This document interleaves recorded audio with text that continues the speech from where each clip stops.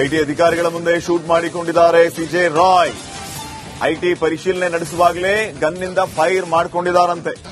ತಲೆಗೆ ಶೂಟ್ ಮಾಡಿಕೊಂಡು ಉದ್ಯಮಿ ಆತ್ಮಹತ್ಯೆಗೆ ಶರಣಾಗಿರೋದು. ಈ ರೀತಿ ಆಗ್ತಾ ಇದ್ದಂತೆ ಕೂಡಲೇ ಅವರನ್ನ ಎಚ್ಎಸ್ಆರ್ ಲೇಔಟ್ನ ಖಾಸಗಿ ಆಸ್ಪತ್ರೆಗೆ ದಾಖಲಿಸುವಂತ ಕೆಲಸ ಆಗಿದೆ.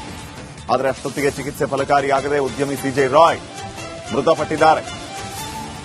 ಐಟಿ ಅಧಿಕಾರಿಗಳು ಒಂದ್ ಕಡೆ ದಾಖಲೆಗಳ ಪರಿಶೀಲನೆಯನ್ನ ಮಾಡುತ್ತಿದ್ದಾರೆ, ಮತ್ತೊಂದು ಕಡೆ ಇವರು ಕೈಯಲ್ಲಿ ಗನ್ ಹಿಡ್ಕೊಂಡು ಫೈರ್ ಮಾಡಿಕೊಂಡಿರುವಂತಹ ಘಟನೆ ನಡೆದಿದೆ. ಒಂದು ಕ್ಷಣ ಐಟಿ ಅಧಿಕಾರಿಗಳು ದಿಗ್ಭ್ರಾಂತರಾಗಿದ್ದಾರೆ. ಈ ರೀತಿ ಆಗ್ತಾ ಇದ್ದಂಗೆ ಕೂಡಲೇ ಅಲ್ಲಿದ್ದ ಸಿಬ್ಬಂದಿ ಅವರನ್ನ ಆಸ್ಪತ್ರೆಗೆ ದಾಖಲಿಸುವಂತಹ ಕೆಲಸವನ್ನ ಮಾಡಿದ್ದಾರೆ. ಎಚ್ಎಸ್ಆರ್ ಲೇಔಟ್ನ ಒಂದು ಖಾಸಗಿ ಆಸ್ಪತ್ರೆಯಲ್ಲಿ ಅವರನ್ನ ದಾಖಲಿಸಿದ್ದಾರೆ. ಆದರೆ ಅಷ್ಟೊತ್ತಿಗೆ ಅವರ ಪ್ರಾಣ ಪಕ್ಷಿ ಹಾರಿ ಹೋಗಿತ್ತು ಅನ್ನುವಂತ ಮಾಹಿತಿಗಳು ಕೂಡ ಬರ್ತಾ ಇದೆ. ನೋಡಿ, ಕೇರಳ ಪಾಸಿಂಗ್ನ ಒಂದು ವೆಹಿಕಲ್, ಈ ವೆಹಿಕಲ್ ಎಲ್ಲ ಐಟಿ ಅಧಿಕಾರಿಗಳು ಬಂದಿದ್ದು. ಈ ಐಟಿ ಅಧಿಕಾರಿಗಳು ದಾಖಲೆಗಳ ಪರಿಶೀಲನೆಯನ್ನ ಬೆಳಿಗ್ಗೆಯಿಂದನೇ ಮಾಡ್ತಾ ಇದ್ರು. ದಾಖಲೆಗಳ ಪರಿಶೀಲನೆ ಆಗುವಾಗಲೇ ಇಂತಹ ಒಂದು ಘಟನೆ ನಡೆದೋಗಿದೆ. ಉದ್ಯಮಿ ಸಿಜೆ ರಾಯ್ ಸಂಸ್ಥೆಗೆ ಐಟಿ ಅಧಿಕಾರಿಗಳು ಬಂದು ದಾಳಿಯನ್ನ ಮಾಡಿ ದಾಖಲೆಗಳ ಪರಿಶೀಲನೆ ಮಾಡುವ ಸಂದರ್ಭದಲ್ಲಿಯೇ ಇವರು ಈ ರೀತಿ ಆತ್ಮಹತ್ಯೆಗೆ ಶರಣಾಗಿರುವ ಘಟನೆಯೊಂದು ನಡೆದಿದೆ.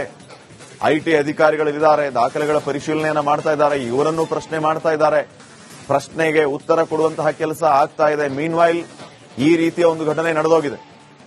ಅದ್ಯಾಕೆ ಇಂಥ ನಿರ್ಧಾರಕ್ಕೆ ಸಿಜೆ ರಾಯ್ ಬಂದ್ರು, ಅಂಥದ್ದೇನಾಯ್ತಲ್ಲಿ, ಇವೆಲ್ಲವೂ ಗೊತ್ತಾಗಬೇಕಾಗಿದೆ.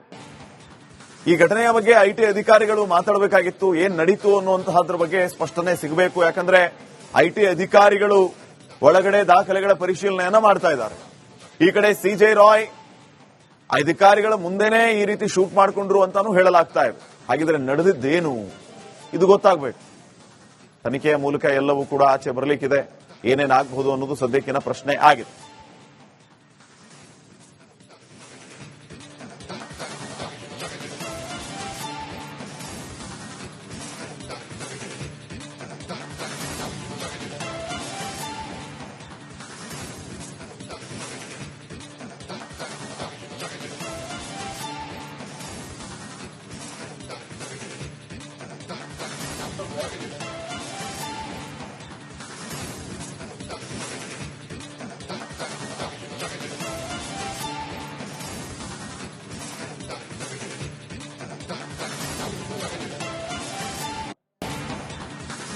ಇನ್ನಷ್ಟು ಅಪ್ಡೇಟ್ಸ್ ಕೊಡೋದಕ್ಕೆ ನಮ್ಮ ಪ್ರತಿನಿಧಿ ಅಭಿಷೇಕ್ ಸ್ಥಳದಿಂದಲೇ ನೇರ ಸಂಪರ್ಕದಲ್ಲಿ. ಅಭಿಷೇಕ್, ಏನೆಲ್ಲ ಅಪ್ಡೇಟ್ಸ್ ಕೊಡ್ತೀರಿ, ಏನ್ ನಡೀತಾ ಇದೆ ಈಗ?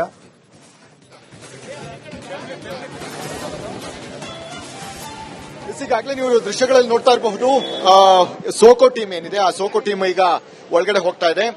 ಅಲ್ಲಿ ಇರುವಂತಹ ಒಂದಷ್ಟು ಸಾಕ್ಷಿಗಳನ್ನ ಕಲೆ ಹಾಕುವಂತಹ ಕೆಲಸಗಳನ್ನ ಸೋಕೋ ಟೀಮ್ ಮಾಡಲಿದೆ. ಅಲ್ಲಿ ಗನ್ ಫೈರ್ ಆಗಿರುವಂತಹ ಒಂದು ಕಾರಣದಿಂದಾಗಿ ಗನ್ ಪೌಡರ್ಗಳನ್ನ ಕಲೆ ಹಾಕುವಂತದ್ದು ಮತ್ತೆ ಇನ್ನಿತರ ಏನು ತನಿಖಾ ಪ್ರೋಸೆಸ್ ಏನಿದೆ ಅದೆಲ್ಲವನ್ನು ಕೂಡ ಈ ಎಫ್ಎಸ್ಎಲ್ ರೀತಿಯಾದಂತಹ ಅಂದ್ರೆ ಸೋಕೋ ಟೀಮ್ ತಂಡ ಏನಿದೆ ಅದು ಮಾಡಲಿದೆ ಅಂತಾನೆ ಹೇಳ್ಬೋದು. ಈಗ ಸದ್ಯದ ಮಟ್ಟಿಗೆ ಇಲ್ಲಿದ್ದಂತಹ ಇನ್ನು ಉಳಿದಂತಹ ಪ್ರೋಸೆಸ್ ಏನಿದೆ ಅಂದ್ರೆ ತನಿಖಾ ಪ್ರೋಸೆಸ್ ಏನಿದೆ ಅದನ್ನ ಡಿಸಿಪಿ ಅವರೇ ಖುದ್ದು ಮಾಡ್ತಾ ಇರುವಂತದ್ದು ಮತ್ತು ಇಲ್ಲಿರುವಂತಹ ಸಿಸಿಟಿವಿಗಳೇನಿದೆ ಆ ಸಿಸಿಟಿವಿಗಳನ್ನು ಪರಿಶೀಲನೆ ನಡೆಸುವಂತಹ ವಿಚಾರವನ್ನ ಈಗ ಡಿಸಿಪಿ ಅಕ್ಷಯ್ ಮಾಡ್ತಾ ಇದ್ದಾರೆ ಮತ್ತು ಅಲ್ಲಿರುವಂತಹ ಕೆಲವೊಂದು ಅಂದ್ರೆ ಗನ್ ಏನಿದೆ ಆ ಗನ್ನನ್ನ ಈಗಾಗಲೇ ವಶಕ್ಕೆ ಪಡ್ಕೊಂಡಿದ್ದಾರೆ, ಪಿಸ್ತೂಲ್ ಅನ್ನ ವಶಕ್ಕೆ ಪಡೆದುಕೊಂಡು ನಂತರ ಅದರಲ್ಲಿದ್ದಂತಹ ಅದರ ಮಾದರಿಗಳನ್ನ ಕಲೆ ಹಾಕುವಂತದ್ದು ಮತ್ತೆ ಕೆಲವೊಂದು ಅಂಶಗಳನ್ನು ಕಲೆ ಹಾಕುವಂತಹ ಕೆಲಸಗಳನ್ನು ಕೂಡ ಮಾಡ್ತಾ ಇದ್ದಾರೆ. ಈಗಾಗಲೇ ನೀವು ನೋಡ್ತಾ ಇರಬಹುದು ಸ್ಥಳದಲ್ಲಿ ಈ ಒಂದು ಕಂಪನಿ ಅಂದ್ರೆ ಅಲ್ಲಿ ಈಗಾಗಲೇ ಕಾನ್ಫಿಡೆನ್ಸ್ ಎಂಟರ್ಟೈನ್ಮೆಂಟ್ ಆಗಿರಬಹುದು, confidence mega movies and events, ಸ್ಟ್ರಕ್ಕರ್ ಅಂಡ್ ಪ್ರಾಜೆಕ್ಟ್ ಅಂದ್ರೆ ಇಷ್ಟು ಕಂಪನಿಗಳು ಕೂಡ ಇದೆ ಈ ಒಂದು ಇದರಲ್ಲಿ. ಈ ರೀತಿ ಅಂದ್ರೆ ಕಾನ್ಫಿಡೆನ್ಸ್ ಗ್ರೂಪ್ ಅಂಡರ್ ಅಲ್ಲಿ ಇಷ್ಟರ ಮಟ್ಟಿಗೆ ಕಂಪನಿಗಳು ಇರುವಂತಹ ಒಂದು ಕಾರಣದಿಂದಾಗಿ ಪ್ರತಿಯೊಂದು ಕಂಪನಿಗೂ ಆಯಾ ಏನಿದೆ ಟ್ಯಾಕ್ಸ್ ಸಂಬಂಧಪಟ್ಟಂತಹ ಒಂದಷ್ಟು ವಿಚಾರಗಳಿದೆ. ಆ ಎಲ್ಲಾ ಕಂಪನಿಯ ಟ್ಯಾಕ್ಸ್ ಗಳನ್ನ ಲಿಸ್ಟ್ ಔಟ್ ಮಾಡಿದಂತಹ ಕೇರಳ ಪೊಲೀಸರು ಅದರ ಟ್ಯಾಕ್ಸ್ ಬಗ್ಗೆ ಈ ವಿಚಾರ ಮಾಡುವಂತಹ ನಿಟ್ಟಿನಲ್ಲಿ ದಾಳಿಯನ್ನ ನಡೆಸಿರುವಂತದ್ದು. ಈ ದಾಳಿ ವೇಳೆ ಈ ರೀತಿಯಾದಂತಹ ಒಂದು ಕೃತ್ಯವನ್ನ ಮಾಡ್ಕೊಂಡಿದ್ದಾರೆ. ಅಂದ್ರೆ ಗನ್ ಫೈರ್ ಮಾಡುವಂತಹ ಮುಖಾಂತರ ಮಾಡ್ಕೊಂಡಿರುವಂತದ್ದು. ಅಂದ್ರೆ ನಿರಂತರವಾಗಿ ಈ ಒಂದು ಪ್ರೋಸೆಸ್ ಏನಿರುತ್ತೆ ಈ ತನಿಖಾ ಪ್ರೋಸೆಸ್ ಸಾಕಷ್ಟು ಒಂದು ತಲೆನೋವು ತರುವಂತಹ ಒಂದು ಪ್ರೋಸೆಸ್ ಆಗಿದೆ. ಈ ಹಿನ್ನೆಲೆಯಲ್ಲಿ ಇದರಿಂದ ಅಂದ್ರೆ ಈ ರೀತಿಯಾಗಿ ಮಾನಸಿಕವಾಗಿ ಒತ್ತಡದಿಂದ ಈ ರೀತಿಯಾದಂತಹ ಒಂದು ಕೆಲಸವನ್ನ ಮಾಡ್ಕೊಂಡಿರೋದು ಬೇಸಿಕ್ ಅಲ್ಲಿ ಗೊತ್ತಾಗುತ್ತೆ. ಯಾಕಂದ್ರೆ ಈ ಪ್ರತಿಯೊಂದು ಹ್ಯೂಮನ್ ಇದೇನಿದೆ ಅದೆಲ್ಲವೂ ಕೂಡ ಅಂದ್ರೆ ಮನುಷ್ಯನ ಸಹಜ ಗುಣ ಅಂತಾನೆ ಹೇಳ್ಬೋದು. ಯಾವಾಗ ಮಾನಸಿಕ ಒತ್ತಡ ಜಾಸ್ತಿ ಆಗುತ್ತೆ ಏನಾದ್ರೂ ಮಾಡ್ಕೊಳ್ಳುವಂತಹ ಸ್ಥಿತಿಗೆ ತಲುಪಿಬಿಡ್ತಾನೆ. ಅದರಲ್ಲೂ ಕೂಡ ಕೇರಳ ಟೀಮ್ ಏನಿದೆ ಆ ಟೀಮ್ ನಡೆಸುವಂತಹ ಅಂದ್ರೆ ತನಿಖಾ ಅಧಿಕಾರಿಗಳು ಮಾಡುವಂತಹ ಪ್ರೋಸೆಸ್ ಅದೇ ರೀತಿ ಇರುತ್ತೆ. ಯಾಕಂದ್ರೆ ಆತನಿಗೆ ಅಂದ್ರೆ ಯಾರು ತಮ್ಮ ಒಂದು ಟಾರ್ಗೆಟ್ ಇರ್ತಾನೋ ಆತನಿಗೆ ಒತ್ತಡವನ್ನ ಹಾಕಿ ಆತನಿಂದ ಬಾಯಿ ಬಿಡಿಸುವಂತಹ ಒಂದು ಕೆಲಸಗಳನ್ನ ಮಾಡ್ತಾರೆ. ಅದು ಸಹಜವಾದಂತಹ ಒಂದು ತನಿಖಾ ಪ್ರೋಸೆಸ್ ಆಗಿದೆ. ಈ ಒಂದು ಪ್ರೋಸೆಸ್ ಅನ್ನು ಮಾಡುವಂತಹ ನಿಟ್ಟಿನಲ್ಲಿ ಅವರು ತನಿಖೆಯನ್ನು ನಡೆಸಿದಂತಹ ಸಂದರ್ಭದಲ್ಲಿ ಈ ಒಂದು ಆತ್ಮಹತ್ಯೆಯನ್ನ ಅಂದ್ರೆ ಶೂಟ್ಔಟ್ ಮಾಡಿಕೊಂಡು ಆತ್ಮಹತ್ಯೆಯನ್ನ ಮಾಡಿಕೊಂಡುವಂತಹ ಕೆಲಸಗಳನ್ನ ಮಾಡಿದ್ರ ಅನ್ನುವಂಥದ್ದು ಕೂಡ ಇಲ್ಲಿ ಕಾದು ನೋಡಬೇಕಾಗಿದೆ. ಈಗ ಸದ್ಯದ ಮಟ್ಟಿಗೆ ಎನ್ಕ್ವೈರಿ ಪ್ರೋಸೆಸ್ ನಡೀತಾ ಇದೆ. ಪೊಲೀಸರು ಕೂಡ ಏನಿದೆ ಅಂದ್ರೆ ಡಿಸಿಪಿ ಏನಿದ್ದಾರೆ ಅವರು ಕೂಡ ಒಂದಷ್ಟು ಮಾಹಿತಿಯನ್ನ ಕಲೆ ಹಾಕುವಂತಹ ಕೆಲಸಗಳನ್ನು ಕೂಡ ಮಾಡಿದ್ದಾರೆ. ಈಗ ಸದ್ಯ ಐಟಿ ಅಧಿಕಾರಿಗಳಿಂದ ಈಗ ಇಲ್ಲಿದ್ದ ಅಂದ್ರೆ ಈ ಒಂದು ಬೆಂಗಳೂರಿನಲ್ಲಿರುವಂತಹ ಒಂದು ಬ್ರಾಂಚ್ ಏನಿದೆ ಆ ಬ್ರಾಂಚ್ ನಲ್ಲಿ ಅವರೊಂದು ರಿಪೋರ್ಟ್ ಅನ್ನು ಮಾಡಬೇಕಾಗುತ್ತೆ. ಅಂದ್ರೆ ರಿಪೋರ್ಟ್ ಅನ್ನು ಕೊಟ್ಟು ಈ ರೀತಿಯಾಗಿ ನಾವು ಹೋದಂತಹ ಸಂದರ್ಭದಲ್ಲಿ ಇಂತಹ ಒಂದು ಘಟನೆ ನಡೆದಿದೆ, ಈ ರೀತಿಯಾದಂತಹ ಆತ್ಮಹತ್ಯೆ ನಡೆದಿದೆ ಅಂತ ಹೇಳಿ ಅವರೊಂದು ರಿಪೋರ್ಟ್ ಅನ್ನು ಕೊಡಬೇಕಾಗುತ್ತೆ. ಮತ್ತೆ ಅದೇ ರೀತಿಯಾಗಿ ಇಲ್ಲಿದ್ದಂತಹ ಸ್ಥಳೀಯ ಪೊಲೀಸರು ಏನಿದ್ದಾರೆ ಅವರಿಂದಲೂ ಕೂಡ ಒಂದಷ್ಟು ವಿಚಾರಗಳು ಅಂದ್ರೆ ಅವರ ಸಮ್ಮುಖದಲ್ಲಿ ಆಗಿರುವಂತಹ ಒಂದು ಕಾರಣದಿಂದಾಗಿ ಅವರಿಗೆ ಕೂಡ ಹೇಳಿಕೆಗಳನ್ನು ಪಡೆದುಕೊಳ್ಳುವಂತಹ ಅಂದ್ರೆ ಹೇಳಿಕೆಗಳನ್ನು ನೀಡಬೇಕಾಗುತ್ತೆ. ಎಕ್ಸಾಕ್ಟ್ ಆಗಿ ಅಲ್ಲಿ ಏನಾಗಿದ್ದು ಅನ್ನುವಂತಹ ವಿಚಾರವನ್ನ ಪೊಲೀಸರಿಗೆ ಹೇಳಬೇಕಾಗುತ್ತೆ. ಇನ್ನು ಈ ಒಂದು ದಾಳಿಯನ್ನ ಮಾಡುವಂತಹ ಸಂದರ್ಭದಲ್ಲಿ ಯಾವುದೇ ಐಟಿ ಅಧಿಕಾರಿಗಳು ಸ್ಥಳೀಯ ಪೊಲೀಸರಿಗೆ ಒಂದು ಇನ್ಫಾರ್ಮೇಶನ್ ಅನ್ನ ಕೊಡೋದಿಲ್ಲ.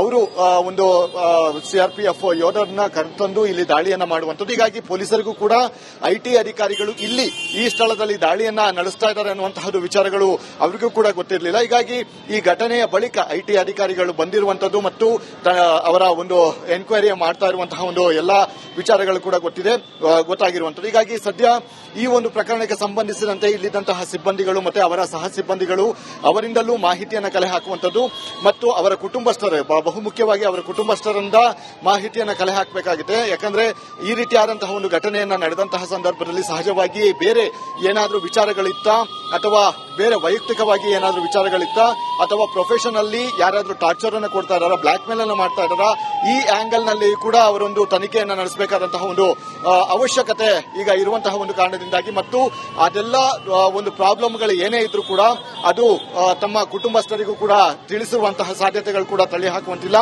ಹೀಗಾಗಿ ಅವರಿಂದ ಮಾಹಿತಿಯನ್ನು ಕಲೆ ಹಾಕುವಂತದ್ದು ಮತ್ತೆ ಇನ್ನಿತರ ಮಾಹಿತಿಯನ್ನು ಅವರ ಸಿಬ್ಬಂದಿಗಳಿಂದ ಅವರ ಆಪ್ತರಿಂದ ಕಲೆ ಹಾಕುವಂತಹ ಕೆಲಸಗಳನ್ನು ಕೂಡ ಮುಂದಿನ ಹಂತದಲ್ಲಿ ಮಾಡಲಿದ್ದಾರೆ ಅಂತ ಹೇಳಬಹುದಾಗಿದೆ.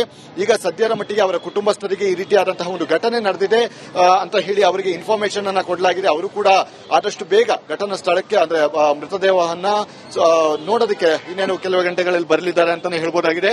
ಈಗ ಸದ್ಯದ ಮಟ್ಟಿಗೆ ಇದರ ಎಕ್ಸಾಕ್ಟ್ ಆಗಿ ಮೇಲ್ನೋಟಕ್ಕೆ ಅಂದ್ರೆ ಈ ಐಟಿ ಅಧಿಕಾರಿಗಳು ಈ ರೀತಿಯಾದಂತಹ ಒಂದು ದಾಳಿಯನ್ನು ನಡೆಸಿದಂತಹ ಸಂದರ್ಭದಲ್ಲಿ ಅವರು ಫ್ರಸ್ಟ್ರೇಷನ್ ಅಲ್ಲಿ ಈ ರೀತಿ ಅಂದ್ರೆ ಗನ್ ಫೈರ್ ಅನ್ನ ಮಾಡಿಕೊಂಡು ಸಾವನ್ನಪ್ಪಿರುವಂತದ್ದು ಅಂತ ಹೇಳಿ ಬೇಸಿಕಲಿ ಗೊತ್ತಾಗ್ತಾ ಇದೆ. ಆದ್ರೆ ಇದೆಲ್ಲ ಕೂಡ ಅಂದ್ರೆ ಇದೇ ಒಂದು ಆಂಗಲ್ ನಲ್ಲಿ ನಾವು ಯೋಚನೆ ಕೂಡ ಮಾಡೋದಕ್ಕೆ ಸಾಧ್ಯ ಆಗೋದಿಲ್ಲ. ಪೊಲೀಸರು ಕೂಡ ಅದೇ ರೀತಿಯಾಗಿ ಬೇರೆ ಬೇರೆ ಆಂಗಲ್ಸ್ ಗಳನ್ನ ಒಂದು ಎನ್ಕ್ವೈರಿಯನ್ನು ಮಾಡುವಂತಹ ಮುಖಾಂತರ ಎಕ್ಸಾಕ್ಟ್ ಆಗಿ ಏನಾಗಿದೆ ಅನ್ನುವಂತಹ ಮಾಹಿತಿಯನ್ನು ಕಲೆ ಹಾಕುವಂತಹ ಕೆಲಸಗಳನ್ನ ಮಾಡಲಿದ್ದಾರೆ ಅಂತ ಹೇಳ್ಬೋದಾಗಿದೆ.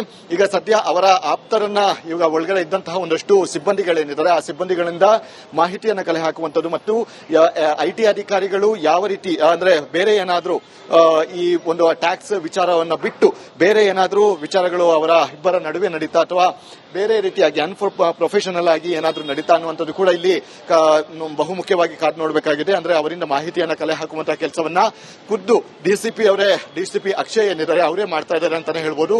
ಈಗ ಈ ಒಂದು ಪ್ರಕರಣದ ಒಂದು ಸಾಕಷ್ಟು ಒಂದು ಗಂಭೀರತೆಯನ್ನು ಪಡೆದುಕೊಂಡಿರುವಂತದ್ದು ಮತ್ತು ಈ ಒಂದು ಸಂಬಂಧ ಅಂದ್ರೆ ಸ್ವಲ್ಪ ಹೈ ಪ್ರೊಫೈಲ್ ಆಗಿರುವಂತಹ ಕಾರಣದಿಂದಾಗಿ ಪ್ರತಿಯೊಂದನ್ನು ಕೂಡ ಕೂಲಂಕುಷವಾಗಿ ಪರಿಶೀಲನೆ ನಡೆಸಿ ತಮ್ಮ ಒಂದು ದಾಖಲ ಅಂದ್ರೆ ಪೊಲೀಸ್ ಪ್ರೋಸೆಸ್ ಅನ್ನ ಮಾಡಬೇಕಾಗುತ್ತೆ. ಈ ಹಿನ್ನೆಲೆಯಲ್ಲಿ ಖುದ್ದು ಡಿಸಿಪಿ ಅವರೇ ಸ್ಥಳಕ್ಕೆ ಆಗಮಿಸಿ